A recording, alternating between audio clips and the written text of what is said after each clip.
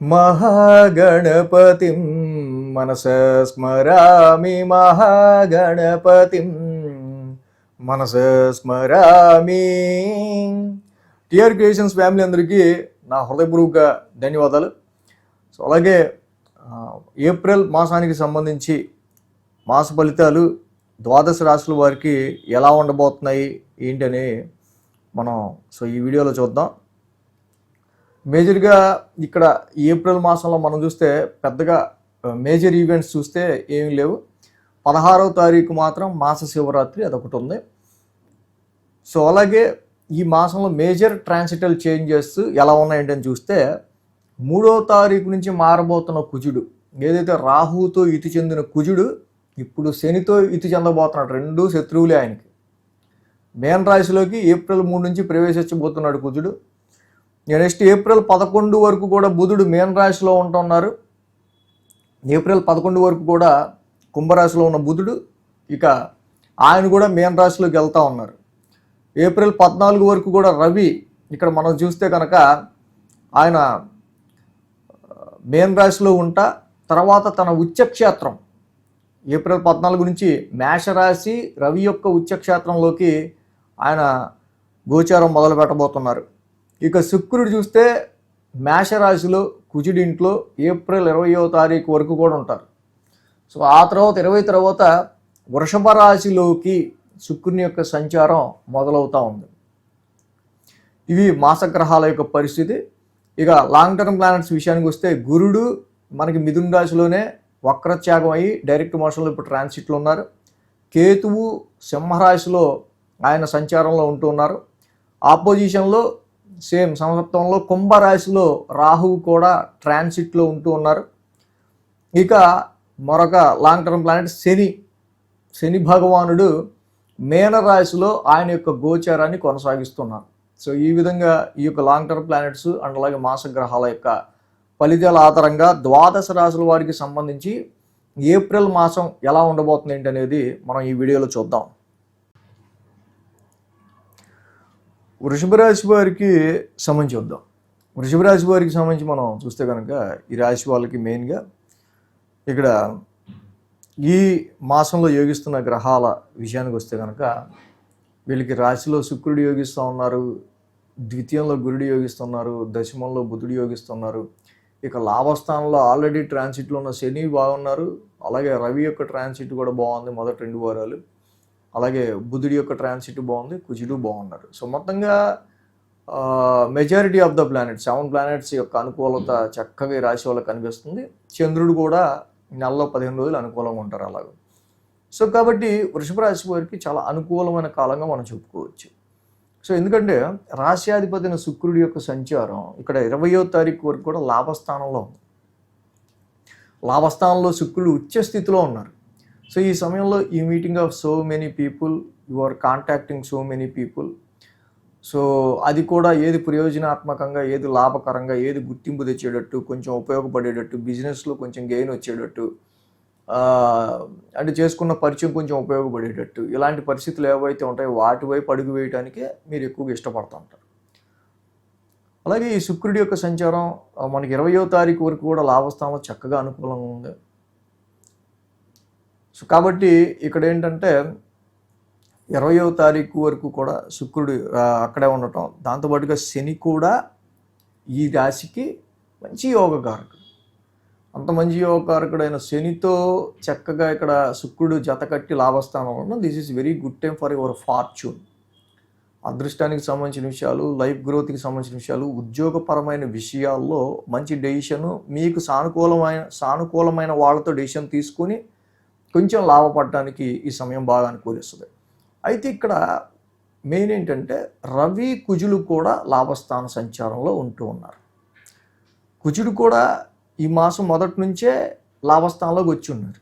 So లాభస్థానంలో ఉన్న ఏ గ్రహమైనా అనుకూలిస్తూ ఉంటుంది. కానీ కొన్ని సందర్భాల్లో మీకు లాభం తీసుకురాకపోయినా మీకున్న కమిట్మెంట్స్లోనో, మీకున్న ఆబ్లికేషన్లోనో కొన్ని లాభం లేని పనులు కూడా, లాభం లేని వ్యక్తులతో కూడా కలవాల్సి వచ్చే ఆస్కారాలు, పరిస్థితులు కనిపిస్తూ ఉన్నాయి. సో అలాగే ఈ రాశికి ద్వితీయ స్థానంలో గురుడు ఉన్నాడు. చక్కగా లాభస్థానంలో ఇన్ని గ్రహాలు ఉండడం, ద్వితీయంలో కూడా గురుడు రిట్రగ్రేషన్ మోషన్ కంప్లీట్ చేసుకొని ఆయన ఏదైనా ఫార్వర్డ్ మోషన్లో ఉన్నాడు.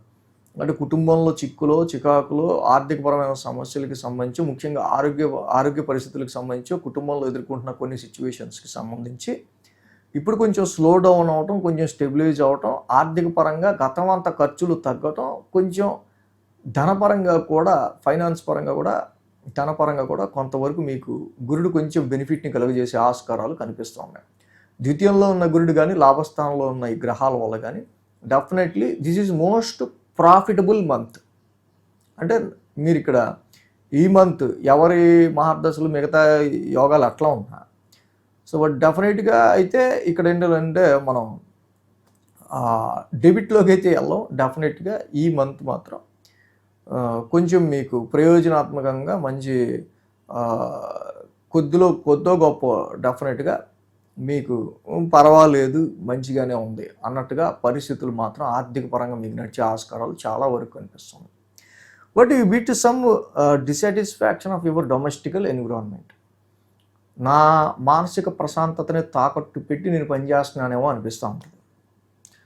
నా మానసిక ప్రశాంతతని, నా డొమెస్టికల్ హ్యాపీనెస్ని, కుటుంబ సభ్యుల్ని అందరినీ కూడా వదులుకొని నేను ఇంత కష్టపడుతున్నానేమో అన్న దానిలో ఫీలింగ్ మాత్రం ఎంత ఉన్నా, ఎంత సంపాదించినా, మీకు ఎంత గ్రేడ్ వచ్చినా, ఎంత హోదా వచ్చినా, but you bit feel as I am in some uncomfort. ఇవన్నీ కూడా నా హ్యాపీనెస్ని ఎందుకో ఫిలప్ చేయలేకపోతున్నాయి అనే పరిస్థితులు ఉంటా ఉంటాయి. బట్ డెఫినెట్గా ఉద్యోగంలో ప్రొఫెషన్ పరంగా యూనిక్గా ఎదగడానికి మీరు చాలా వరకు ట్రై చేస్తారు. This is very good time. మీరు ఏదైతే జాబ్ ఆపర్చునిటీస్ గురించి ఏమైనా వెతుకుతున్నట్టయితే కనుక మీరు కనుక డెఫినెట్గా వృషభ రాశి వాళ్ళకి ఇన్ని గ్రహాల లాభస్థానాలు ఉన్నాయి కాబట్టి ఎవరిదైనా రెఫరెన్స్, ఎవరిదైనా డెఫినెట్గా వాళ్ళ యొక్క ఇన్ఫ్లుయెన్స్ మీరు యూజ్ చేయడానికి తెలిసిన వాళ్ళ త్రూ మీరు కొంచెం అడుగు పెట్టడానికి చాలా వరకు అవకాశాలు కనిపిస్తూ ఉన్నాయి ఇక్కడ.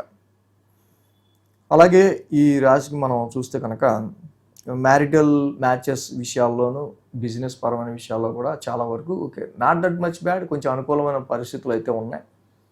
అండ్ సంతాన ప్రాప్తికి సంబంధించిన విషయాల్లో కూడా చాలామందికి ఇక్కడ మంచి పాజిటివ్ రిజల్ట్స్ అనేవి కనిపిస్తూ ఉన్నాయి. సో కాబట్టి ఈ రాశికి మెయిన్ ఏంటంటే వాళ్ళు అంటే ఏ వర్గానికి చెందిన వాళ్ళు, వర్గం అంటే ఇన్ ద సెన్స్ వాళ్ళు ఏ జాబ్, ఏ ప్రొఫెషన్, దేనిలో ఉన్నా సరే డెఫినెట్లీ ఇక్కడ ఉన్న ప్లానెటరీ ట్రాన్సిట్ ఏదైతే అవుతుందో డెఫినెట్గా వృషభ రాశి వాళ్ళకి చాలా మంచి అనుకూలమైన ఫలితాలు కలిగజేసే విధంగానే ఉంది. ఇక్కడ ఏప్రిల్ 11 వరకు కూడా బుధుడు దశమ స్థానంలోను, ఆ తర్వాత ఆయన కూడా లాభస్థానంలోకి వస్తున్నారు.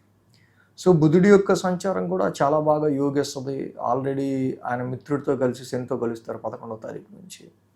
సో చాలా వరకు ఈ గ్రహాల యొక్క అనుకూలత చాలా మంచిగానే ఉంది కాబట్టి ధనపరమైన విషయాల్లో కావచ్చు, ఇన్వెస్ట్మెంట్స్ పరమైన విషయాల్లో కావచ్చు, ఏప్రిల్ 11 నుంచి కూడా కొంచెం సానుకూలమైన పరిణామాలు ఉంటాయి. బట్ ఎప్పుడైతే ఇక్కడ కుజుడి యొక్క యుతి, ఇక్కడ కుజుడితో శని, అలాగే కుజుడితో బుధుడు ఇవి కలవటం, కొంతవరకు some communicational rashness in your circle. So కొన్నిసార్లు ఏంటంటే మనం మామూలుగా మాట్లాడే చోట కూడా ఫోన్లో కొంచెం గట్టిగా మాట్లాడడం కానీ, కొన్ని సందర్భాల్లో మనకి ఎందుకో తెలియదు కానీ కొంతమందితో అంత ర్యాష్గా మాట్లాడాల్సి వచ్చే సిచ్యువేషన్స్ కానీ ఏర్పడుతూ ఉంటాయి. ఇప్పుడు అది ఏప్రిల్ 11 తర్వాత నుంచి. సో దీనివల్ల ఒక్కొక్కసారి మనకు వచ్చే ప్రాఫిట్ కూడా లూజ్ అయ్యే ఆస్కారాలు ఉంటాయి. సో అంటే అక్కడ ఒకటి కాదు, అక్కడ శనితో రవి, కుజ, బుధులు డిఫరెంట్ ప్లానెట్స్ కలిసి ఉన్నాయి కాబట్టి మరి ఏదైనా ఒక గ్రహం ఉంటే దాని ఫలితం అవ్వగలదు. శత్రుగ్రహాలు, మిత్రగ్రహాలు అన్నీ కలిసి ఉన్నాయి కాబట్టి ఆ గ్రహ యుద్ధం ఒకటి జరుగుతూ ఉంటుంది. లాభం వచ్చే చోట ముందుకు వెళ్తా, లాభం రాని చోట తగ్గుతూ ఉంటే సరిపోతుంది. సో కాబట్టి ఈ వృషభ రాశి వాళ్ళకి మేజర్గా ఇక్కడ పెద్ద మనం చేసుకోవాల్సినంతగా ఈ మాసం అయితే ఏమీ అయితే కనిపించట్లా. బట్ నిజానికి ఇక్కడ రాశిలో శుక్రుడి యొక్క సంచారం ఏప్రిల్ 20వ తారీఖు నుంచి స్టార్ట్ అవుతుంది. ఏప్రిల్ 20 నుంచి రాశ్యాధిపతి శుక్రుడు రాశిలోకే వస్తున్నాడు. So you feel very lot of refreshment, చాలా రిఫ్రెష్గా ఫీల్ అవుతారు. బట్ 14వ తారీఖు నుంచి రవి యొక్క సంచారం ఇక్కడ మీకు 1000 స్థానంలోకి వెళ్తుంది. So compare to all 4 weeks మొదటి 2 వారాలు మంచి అనుకూలంగా ఉంటుంది. ఎందుకంటే రవి యొక్క సంచారం తర్వాత మళ్ళీ 1000 స్థానంలోకి రావటం. సో దీనివల్ల ఇక్కడ మెయిన్గా ఏంటంటే వాహనాలు నడిపే విషయంలో కానీ, గృహపరమైన విషయాల్లో మరమ్మతులకు కానీ, లేకపోతే మదర్ హెల్త్కి సంబంధించి కానీ, కుటుంబానికి సంబంధించిన విషయాల్లో కొంచెం ఎక్స్పెన్సెస్ కానీ ఇలాంటివి పెరిగే ఆస్కారాలు ఉంటాయి. సో ఇవి ఎప్పుడు పెరగచ్చు, ఏ వారంలో ఉండొచ్చు దీని ఎఫెక్టు. సో మిగతా విషయాల్లో లాభస్థానంలో వచ్చిన గ్రహాల వల్ల ఎప్పుడు మనకి ప్రాఫిట్ ఉండొచ్చు అంటే పర్టికులర్ వారంలో ఏ రెమెడీ చేస్తే ఏంటి అనేది మనకి వీక్లీ ఫాలో అవుతే ఇంకా బాగా తెలుస్తుంది. సో కాబట్టి ఇక్కడ ఏంటంటే 14వ తారీఖు నుంచి 1000 స్థానంలోకి వస్తున్న రవికి మాత్రం కేజింపావు గోధుమలు, ఒక రెడ్ క్లాత్, జపాకుసుమ సంకాసం ఆ టైంలో చేస్తే మంచిది. సో పర్టికులర్ ఏ వీక్లో చేస్తే బాగుంటుంది, ఏ డేట్స్లో ఎలాంటి ప్రాబ్లం ఉండొచ్చు అనేది వీక్లీ ఫాలో అయితే ఇంకా బాగా తెలుస్తుంది. So thanks for watching TR creations. ధన్యవాదాలు. ఈ వీడియో కనుక మీకు నచ్చినట్లయితే లైక్ చేయండి, షేర్ చేయండి. మరిన్ని అప్డేట్స్ కోసం సబ్స్క్రైబ్ చేయడం మాత్రం మర్చిపోకండి.